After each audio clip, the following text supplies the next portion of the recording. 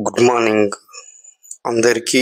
యోగాలోని అంతే చాలా మంది ఇప్పుడు ఇట్లా చూడండి, చేతులు పాగబెట్టి ఒక కాలు మీద ఒక కాలు కూర్చున్న తర్వాత ఇప్పుడు మనం వజ్రాసనం కూర్చొని చేతులు పైకి పెట్టి నమస్కరించిన తర్వాత మనము డైలీ ఎక్సర్సైజ్ చేసినా అంటే బ్రీతింగ్ అనేది ఖచ్చితంగా తీసుకోవాలి. చూడండి, మన ముక్కును నేలకు తాకుతూ back to front and up inhale అప్హేల్ అంటే మనం బ్రీతింగ్ ఎక్సర్సైజ్ అని ఖచ్చితంగా చేయాలి.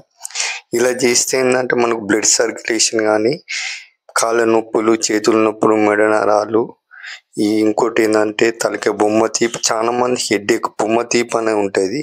ఇది పోవాలంటే ఈ ఎక్సర్సైజ్ చేస్తే ఖచ్చితంగా పోతుంది.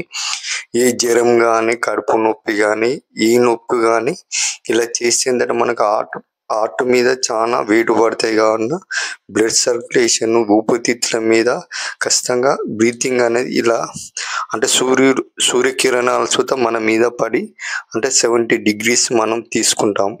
కావున అంటే రోజు ప్రతి ఒక్కరు ఇలా బ్రీతింగ్ ఎక్సర్సైజ్ అనేది చేయాలి. చేస్తే ఏంటంటే మనకు జబ్బులు అనేది రావు.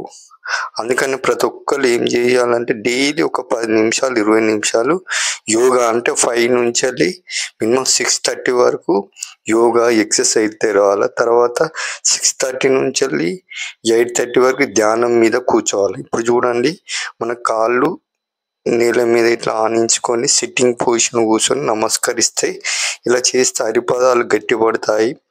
మన తొడలు కానీ ఏదైనా ఇలా చేస్తే ఏంటంటే బ్లడ్ సర్క్యులేషన్, కాళ్ళు ఎక్సర్సైజ్ అనేది ఖచ్చితంగా అవుతుంది.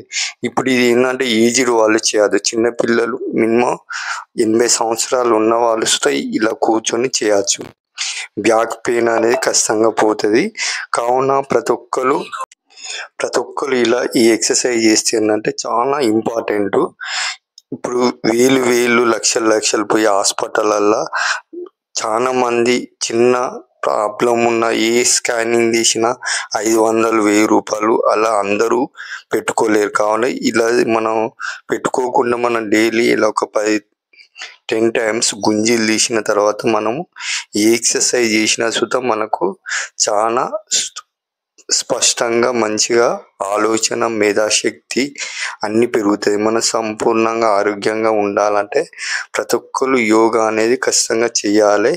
ఏ హాస్పిటల్ పోకుండా మనము డైలీ వార్మప్ కానీ, ఎక్సర్సైజ్ కానీ, యోగా చేస్తుందంటే మనకు బ్లడ్ సర్క్యులేషన్, మైండ్ పనిచేస్తుంది, పిచ్చి ఆలోచనలు ఉండేవి. కావున ఏంటంటే ప్రతి ఒక్కరు నిదానంగా స్లోగా బ్రీతింగ్ తీసుకుంటూ ఏ ఎక్సర్సైజ్ చేసినా మనకు కాళ్ళు, చేతులు, నడుము, కడుపు, ఇంకోటి చెవులు ఇవన్నీ మంచిగా ఫ్రీగా ఉంటుంది. కావున అంటే కాళ్ళ నొప్పులు, చేతుల నొప్పులు ఉంటేనే మనకు రోగాలన్నీ వస్తాయి. కావున మన బ్రీతింగ్ సుత కరెక్ట్ ఉండాలి.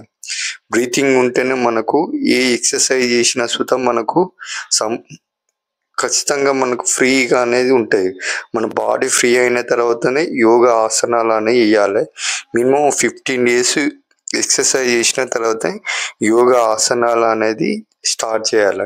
కావున ప్రతి ఒక్కరు ఇలా చేస్తే ఏంటంటే మనకు బాడీ ఫ్రీగా ఉంటుంది, బ్లడ్ సర్క్యులేషన్ అయితే ఖచ్చితంగా మీరు ఎవరైనా కానీ ఈ ఎక్సర్సైజ్ చేస్తే ఏంటంటే మన కాళ్ళ నొప్పులు, చేతుల నొప్పులు, కడుపు నొప్పి ఇలా ఉండదు. హాస్పిటల్ పోవాల్సిన అవసరం లేదు.